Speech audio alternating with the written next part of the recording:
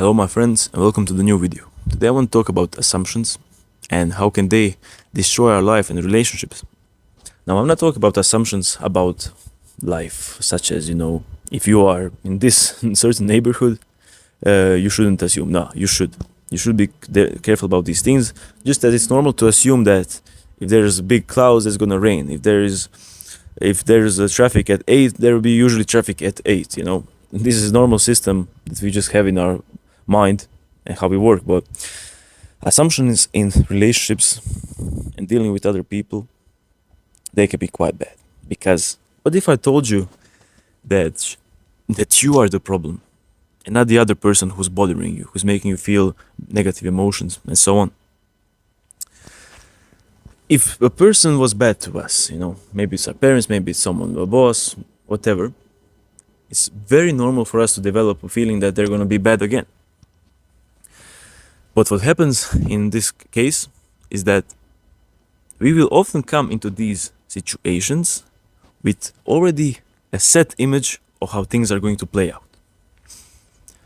And that means that we'll also hold emotions before the meeting, before the situation, before the talk, and immediately respond in a defensive way or aggressive way, whatever it is.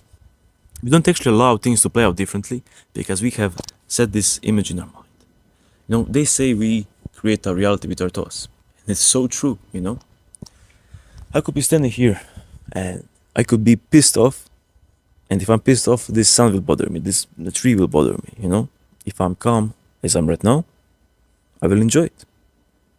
And the same way, if we think something is going to happen, it's much more likely that that's going to happen. So, let's say you're talking to your parent and you maybe don't have a good relationship. When they ask you maybe a simple question, you will respond angrily because you immediately have this feeling that things are going to go bad. But what ends up happening is that you are the one who's making this bad situation because you respond aggressively, and it's a completely natural thing for other people to respond defensively. So what I'm saying is that, yeah, we might be the problem. And I'm saying this because I did this many times and I still sometimes do the same mistake. Don't assume that the situation is going to go either way, but what you can do is the only thing you can do is make sure you are always doing the best that you can. That you always have the open mind and open heart and approach every situation, again, kindly. This doesn't mean that you're kind of, weaker because you are, trying to be peaceful. No, you're actually trying to create your inner peace. And what happens after that doesn't really matter. Because what can you do? You cannot control the situation, you cannot control life, but you can control yourself. And that's the most important part. One thing I want you to realize is that most people don't actually mean to do bad things. They actually think they're right. This is the second example, this is the second part of the assumptions. Most people try to do what they think is right, what they think is correct, and what their logic implies. But we also think we are right. Everyone thinks they're right. And that's where the conflict happens.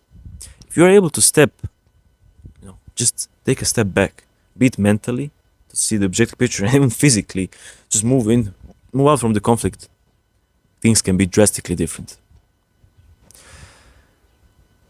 When you do this, when you ask yourself in a situation, how is this person seeing the situation?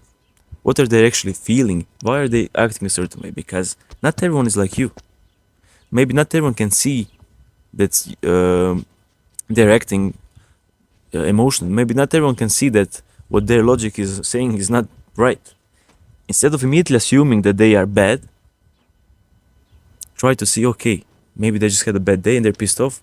I know this, and because I know this, I can actually rise above it and not feel anger, but even feel like pity, even feel love for the person and understand them.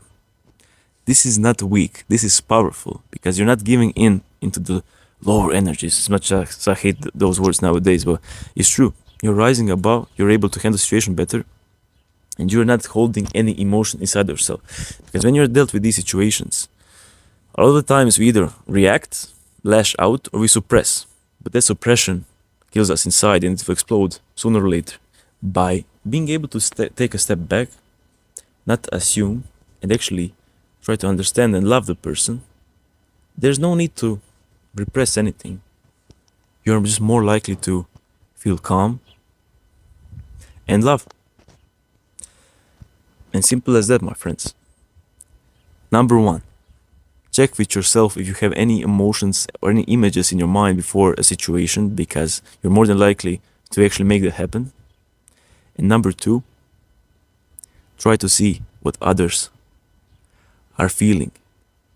You are assuming good, actually. You are still kind of assuming, but it's more understanding than assuming. You're just trying to understand. And number three, make sure with everything that I always say that you are doing the right thing. No matter what, how dark the world is, how dark the situation is, how anything is, that doesn't matter. It's not an excuse. There's no absolute no reason for you to be resentful, to be angry. Do good. Pray to God. Work on yourself. And by you work on yourself, you are spreading the light. That's it, my friends. I hope you enjoyed this video, and I'll see you again soon. Much love.